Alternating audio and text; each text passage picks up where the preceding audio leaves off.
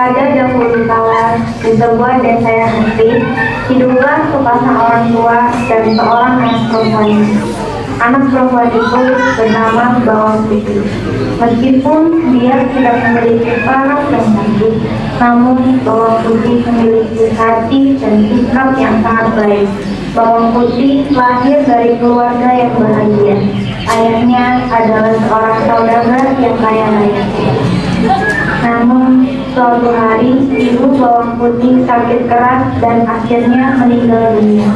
Bawang Putih pun sangat berduka, begitu pula ayahnya.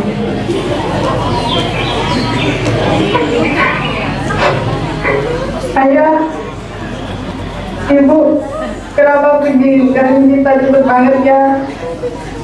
Ini emang sudah takdirnya, nak. Kamu harus sabar ya. Di desa yang asli itu pula, tinggallah seorang janda dengan anak gadisnya bernama Bawang Merah. Sejak ibu Bawang Putih meninggal dunia, ibu Bawang Merah pun sering berkunjung ke rumah Bawang Putih. Dia sering membawakan makanan hingga membantu Bawang Putih membereskan rumahnya.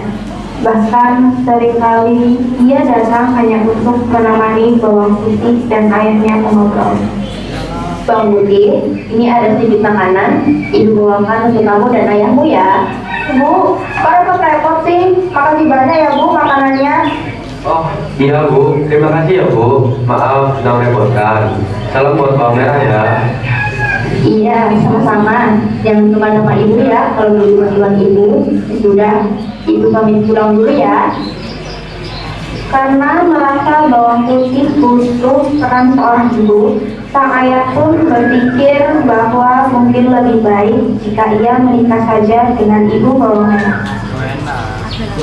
Putih, sepertinya kamu butuh peran seorang ibu. Ayah khawatir jika ayah sudah tiada, nanti siapa yang akan merawat kamu? Jika ayah menikah dengan ibu Bawang Merah, apa kamu setuju? Aku sudah percaya sama keputusan ayah. Aku cuma akan memaklumi saja. Lagi pula ibu Bawang Merah baik sama aku. Baiklah, bila kamu menyetujuinya, ayah akan memperlihatkan maksud ayah pada ibu Bawang Merah. Begitu menerima persetujuan dari sang anak, ayah Bawang Putih pun mendatangi ibu Bawang Merah dan menyatakan maksud untuk melamarnya. Akhirnya mereka pun menikah. Ibu Bawang Merah dan sang anak tinggal satu atap dengan Bawang Putih dan sang ayah. Di awal pernikahan tersebut, ibu Bawang Merah tampak selalu baik hati kepada Bawang Putih. Semua pun terlihat baik-baik saja. Hingga pada suatu hari, sang ayah harus berpergian keluar kota dan pergi meninggalkan rumah selama beberapa hari. Kehidupan Bawang Putih pun sontak berubah, seolah bertolak belakang dengan sifat ketika sang ayah ada di rumah. Ibu tiri dan Bawang Merah selalu bersikap pilih kasih dan lebih menyayangi Bawang Merah. Bang Putih, kerjamu jangan cuma malas-malasan aja. Mana bersih rumah? Baiklah Bu, akan saya laksanakan. Putih, jangan juga ya. Kamu masih mencintai bajuku. Iya Kak, akan saya kerjakan. Meskipun selalu diperlakukan enaknya, Bawang Putih tidak pernah membenci ibu dan saudara tirinya. Dia selalu bersikap baik dan memaklumi segala perintah mereka. Hingga suatu hari, Bawang Putih menghadapi masalah besar karena menghanyutkan salah satu baju milik ibu tirinya ketika sedang mencuci pakaian di pinggir sungai. Ia sangat takut jika ia tidak menemukannya. Ibu tirinya pasti akan sangat marah.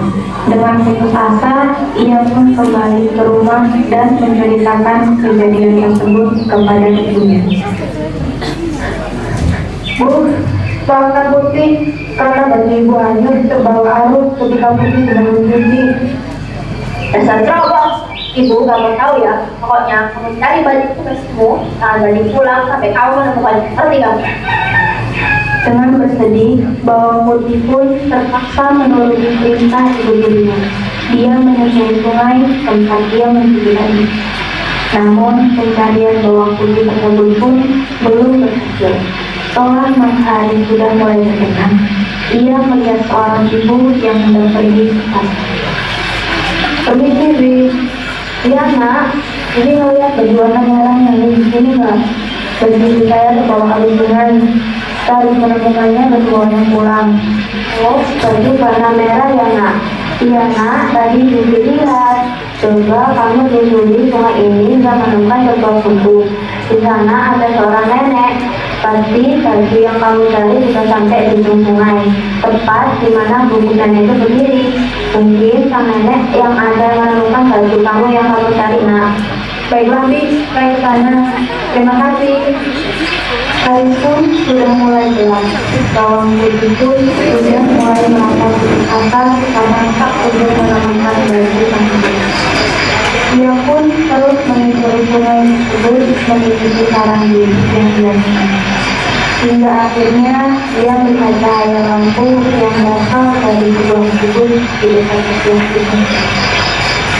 Bawang putih pun segera menghampiri kubur itu dan mengatakan, "Permisi, iya, Nak, siapa kamu?" "Saya Bawang Putih, Nek. Saya datang kemari untuk nanyain apakah nenek ada melihat baju saya yang di sungai?" Baju yang berwarna merah ya, Nak. Tadi nenek melihat baju itu tersangkut.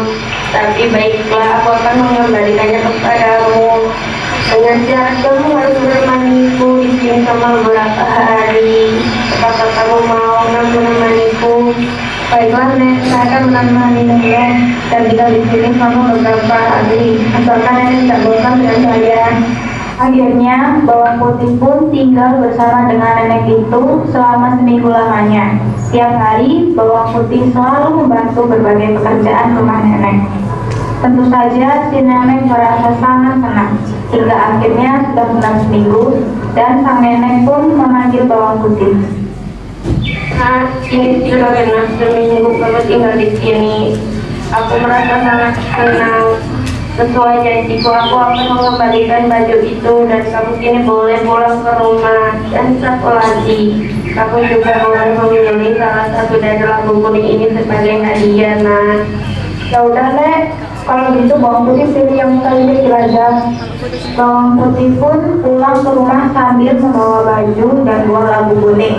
Sesampainya di rumah, Bawang Putih langsung menyerahkan baju milik ibu tirinya. "Ibu, maaf saya baru kembali. Saya baru berhasil menemukan baju ibu." Hei Gembel, apa ini yang kamu bawa? "Ini buah labu. Tadi aku dikasih nenek-nenek yang nemuin baju ibu." Sini, berikan lagunya. "Merah, jangan." Lampu kuning tersebut pun jatuh terbanting oleh bawang merah hingga akhirnya terbelah. Bawang merah dan sang ibu pun langsung berteriak kegirangan karena melihat isi dari buah labu tersebut. Kamu dapat dari mana labu berisi emas ini? Iya, dari mana kamu dapatkan buah ajaib ini? Ketika aku nyari baju ibu yang hanya terbawa arus sungai, hari udah mulai gelap, sehingga aku harus nginep di sebuah rumah milik nenek-nenek di pinggir sungai. Aku pun diminta nenek-nenek untuk menemaninya selama seminggu. Setelah beberapa minggu, aku akan pulang dan beri hadiah ini. Kamu harus melakukan apa yang dilakukan oleh anak itu deh kayaknya. Kalau begitu, besok pagi kamu harus siap rumah. Baik, Bu. Esokan harinya, bawang merah pun menghanyutkan bajunya ke sungai. Hingga akhirnya dia tiba di gubuk nenek yang diceritakan oleh bawang putih. Nenek tahu, tapi kamu harus menginap di sini selama seminggu kalau ingin nenek mengembalikannya. Baiklah, Nek. Akan kutemani nenek selama seminggu. Selama seminggu, bawang merah menginap di rumah sang nenek hanya dengan bermalas-malasan. Akhirnya, setelah seminggu lamanya, sang nenek membolehkan bawang merah pulang. Bukankah seharusnya nenek memberiku labu sebagai hadiah karena menemani nenek selama seminggu? Ya sudah, silakan kamu memilih salah satu dari lagu ini. Bawang merah pun mengambil labu yang paling besar dan langsung pergi. Sesampainya di rumah, bawang merah segera menemui ibunya dan dengan gembira memperlihatkan labu yang dibawanya. Karena takut bawang putih meminta bagian, mereka menyuruh bawang putih pun untuk pergi ke sungai selagi mereka membuka labu tersebut. Putih, sana pergi ke sungai, cuci baju-bajunya kotor. Setelah bawang putih pergi, mereka pun membawa dua lagu tersebut. Namun ternyata dua lagu tersebut tidak menyimpan emas, namun puluhan ular berbisa. Binatang tersebut pun langsung menyerang bawang merah dan ibunya hingga akhirnya keduanya tewas.